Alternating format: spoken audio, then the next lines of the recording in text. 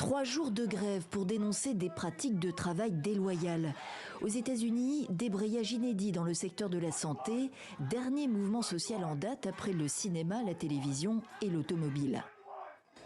On a des vacations de 12 heures avec 26 patients par infirmière. Ce n'est pas idéal. Ce n'est pas normal de travailler avec autant de patients.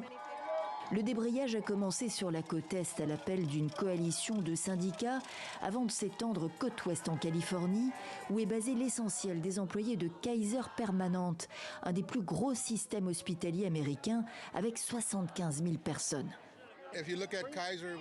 Kaiser, sur les 6 premiers mois de l'année, a réalisé 3,1 milliards de dollars de bénéfices. Si on compare avec nous, on gagne 17 dollars de l'heure. C'est le salaire minimum. Et on veut qu'il passe à 25 dollars de l'heure. Le partage des profits, c'est l'une des revendications majeures des employés du groupe. On demande une hausse de salaire de 6%, juste pour être en ligne avec l'inflation.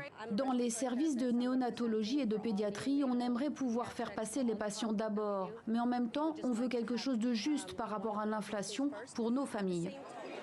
L'augmentation du coût de la vie accroît la pression sur les employés surmenés, dans un secteur qui a perdu beaucoup de monde depuis la pandémie, avec un fossé qui se creuse entre les salaires des cadres et ceux des employés en première ligne, soulignent les syndicats.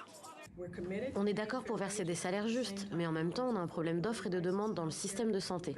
Et on doit faire en sorte d'être de bons ambassadeurs pour nos adhérents. Les négociations se poursuivent avec des services de santé réduits, affectant près de 13 millions d'Américains dans l'ensemble du pays.